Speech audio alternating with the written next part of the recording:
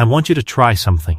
It takes 10 seconds and it will not work. Starting now, stop talking inside your head. No words, no commentary. 10 seconds of silence in there. How did that go? Most people last about 2 seconds. Then something says, okay, I'm not thinking, is this working? Narrating the silence it was supposed to be keeping. But some of you are confused right now. Not because it was hard, because it was easy. Nothing happened. 10 seconds of quiet. And the biggest group is a third one. The people who honestly can't tell you which of those two just happened to them. That's not a personal failing. Researchers who study this for a living are still arguing about it in journals this decade. So before we go anywhere, say your own name inside your head just once. Something said it. It used your accent. Nobody heard it. No instrument on earth could have recorded it. Who was that? Milan.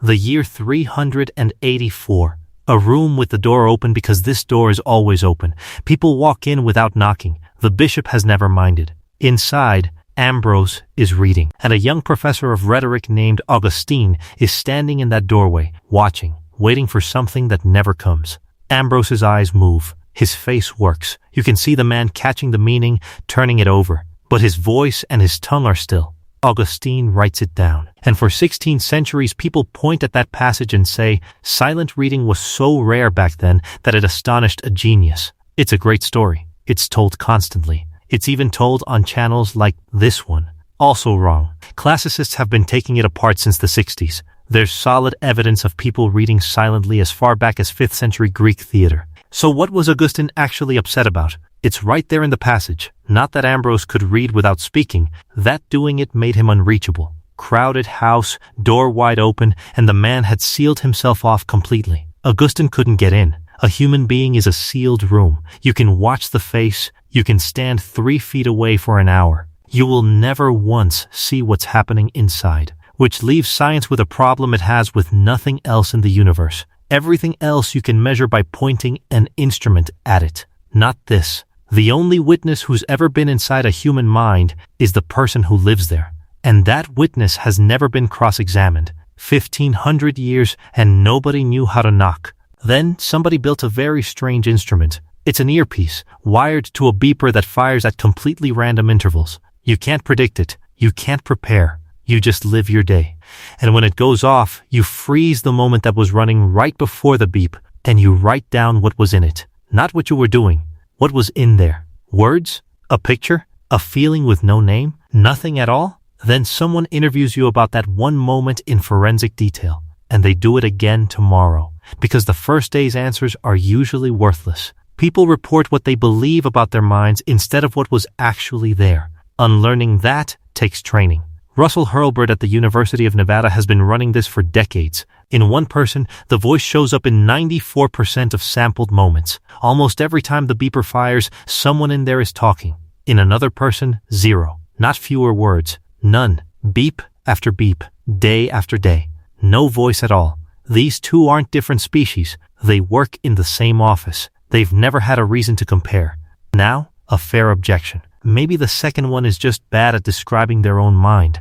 Hurlburt's team tested exactly that. The result is worse than the objection. Same people, asked twice. First on a questionnaire. How often do you talk to yourself? Then, with the beeper, caught at random, in the moment. The two answers came apart by a factor of 3, and the questionnaire was always the one that was too high. Read that again with yourself as the subject. You are wrong about you, by about 3 times. About something happening inside your own head, right now, that nobody else can check. Augustine at least knew he was locked out. We're locked out of a room we're standing in. This is also where the field gets loud, so let me show you the fight instead of picking a winner. A couple of years ago, 2 researchers proposed a name for having no inner speech at all. They called it anendophagia. They found that people who report almost none of it also do worse at holding words in memory, which suggests this isn't a reporting style. It shows up in what a mind can do. A year later, the same journal ran the rebuttal. Reporting little of something isn't the same as having none, and nothing in the data proves absence. Both are serious. And the argument between them isn't really about voices.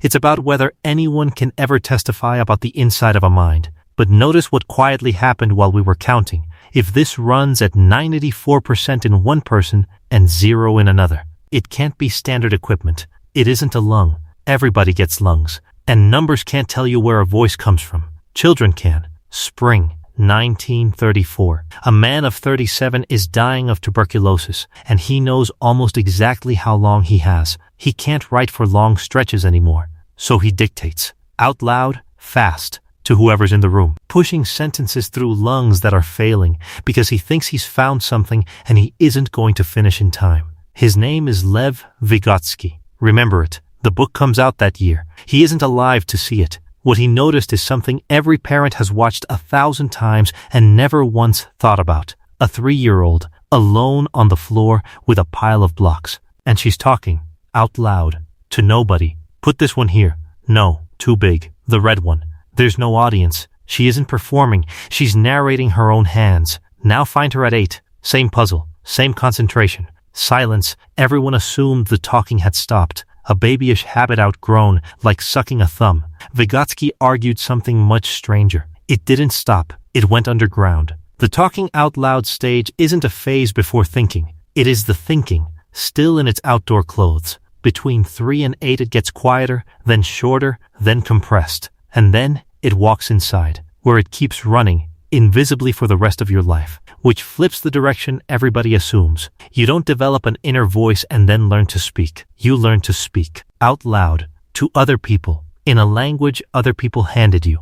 And then that speech turns around and comes in. The voice in your head came from outside, which means for the first years of your life, the most important conversation you would ever have was happening between 2 different people. Only later did both of them become one. Now, that's a beautiful theory, and beautiful theories about invisible processes are exactly what we should distrust, because we're still in that doorway. You can't watch speech go inside a child. You can only watch it get quieter and guess. Unless the language isn't made of sound. A woman, alone, working on something. Nobody else present, nobody being addressed, and her hands are moving. She's signing, to herself, a word here, a phrase there, dropped into the middle of a private task, the way you'd mutter under your breath. Researchers who documented this gave it a name. Signed soliloquy. Private speech, you can see. Look at what that is. The exact thing Vygotsky described. The commentary that's supposed to vanish inside you around age 8, happening in open air. In daylight, where a camera can point at it. And when those researchers compared deaf and hearing participants on how much self-talk they used, the deaf group came out significantly higher, not lower. Neuroimaging agrees. When signers think to themselves in sign, the same regions light up as inner speech. Same pathway, different hands, which tells you what this thing actually is. It was never about sound. It was never a voice. It's language, turned inward. And it'll run on whatever channel your language arrived through. 16 centuries after a man stood in a doorway and couldn't see inside another human being, the room opened, and what walked out was a pair of hands. Vygotsky saw none of it. 2 years after his death, the Soviet government banned the discipline he worked in, and his writing went out of circulation. His students got the ban lifted in the 50s. The English translation didn't appear until 1962. 28 years in the dark. The man who explained where the human voice comes from spent a generation with no voice at all. So we have an answer. It isn't you. It's installed, built out of the words of the people who raised you. That should have been the end of the story. Except there was one question nobody thought to ask. If it came in from outside, does it still behave like somebody else? A patient in front of a screen. His epilepsy was severe enough that surgeons cut the bundle of fibers connecting the 2 halves of his brain. He talks, works, jokes, but his hemispheres can't send each other messages anymore.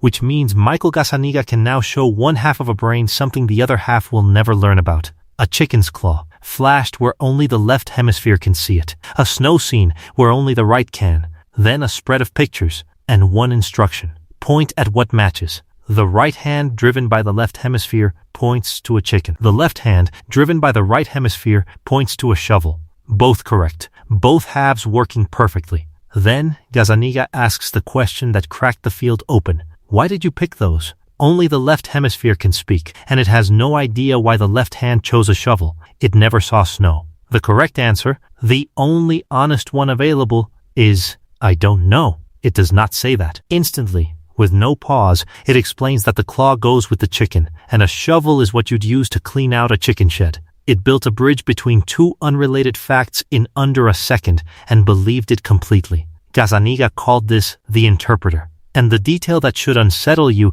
isn't that it got the answer wrong, it's that it never flagged uncertainty. The patient couldn't tell his two answers apart. One he knew, one he invented. Same voice, same confidence, identical from the inside. Now you've got an escape route. You're thinking, that's a surgical patient. My hemispheres talk to each other. Nothing to do with me. Fair enough. Let's test ordinary people. 2005. A team led by Peter Johansson publishes in Science. Participants see two photographs of faces and point at the one they find more attractive. Simple. Then the researcher hands them the photo they chose and asks why. Except sometimes, with sleight of hand, the researcher hands over the other one, the face they just rejected. In roughly 8 out of 10 of those swapped trials, people didn't notice. They took the wrong photograph, looked at it, and explained their preference. The smile, the eyes. She looked like someone they'd want to know. They were explaining a choice they never made. And they had no idea. No surgery. No severed connection. Ordinary brains doing exactly what that patient's left hemisphere did. Which means the thing you've listened to your entire life isn't a readout of your thinking. It's commentary. Written afterward. By something that can't see the causes. It's been narrating your reasons and your regrets in your own accent since you were 8 years old. And not once has it said, I don't know. So if the narrator invents, who's been listening? There's a version of this that ends in the dark, where you can't trust your own mind and there's nothing to be done. That isn't where the evidence goes. Ethan Cross at the University of Michigan with Jason Moser at Michigan State ran an experiment so small it sounds like a joke. They asked people to sit with their most painful memories, and they changed one thing. Not the memory, not the situation, the pronoun. Half reflected the normal way. Why am I feeling this? What should I do? The other half used their own name. Why is she feeling this? What should she do? Same person, same memory. One word different. Measured with brain recording and with fMRI, the result held. The third person group showed less activity in the region that fires during self-referential processing.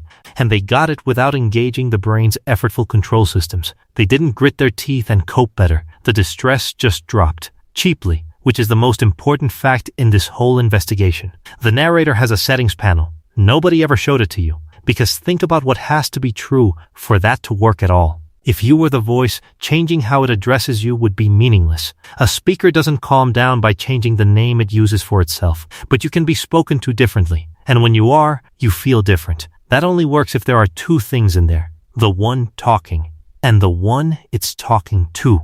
So let's settle the accounts. A man in a doorway couldn't see inside another human being. A dying man in Moscow worked out that what's inside walked in from outside. A beeper in Nevada caught the mind in the act and found it emptier than anyone claimed. A pair of hands made private speech visible for the first time in history. A patient in a laboratory proved the narrator invents. And a single pronoun proved the narrator takes instruction. We went from watching the room to watching it get built, to sampling it, to seeing it, to breaking it, to changing it. The room was never sealed. It was just quiet, and nobody knew how to knock. So here's what changes tomorrow. At some point, that voice is going to criticize you. It'll say that was stupid, or you always do this, or everyone noticed. And you'll take it as a verdict, because it sounds like it's coming from you. It isn't a verdict. It's narration. Narrators describe. They don't decide. And this one's working off a script it pieced together from other people's words, running only about a quarter of the time, guessing at causes it can't see, and never letting on that it's guessing. You're allowed to listen to it the way you'd listen to anyone else who was confidently wrong. Now, remember the first thing I asked you to do? Say your own name. Inside your head. One more time. Listen carefully. Not to the name, to the thing saying it. Notice the accent it picked. Notice how much it sounds like you. It isn't. We started with a question that felt like it had an obvious answer. Who is the voice inside your head? Turns out the voice was never the mystery. It's a tool. Borrowed. Installed. Intermittent. Unreliable. Adjustable. A good tool. Doing its best with information it doesn't have. The mystery is the thing on the other side of it. The one that has been there since before you had a single word. That heard the name just now. That's never introduced itself. Because it never needed to. Still there in the silence, when the talking stops and nobody's narrating anything at all. Somebody is home. Always was. It was you. If you made it this far, You're exactly the kind of person this channel exists for. We make videos like this every week about the hidden machinery underneath ordinary experience. Subscribe, it costs you nothing, and it tells the algorithm this kind of storytelling is worth keeping alive.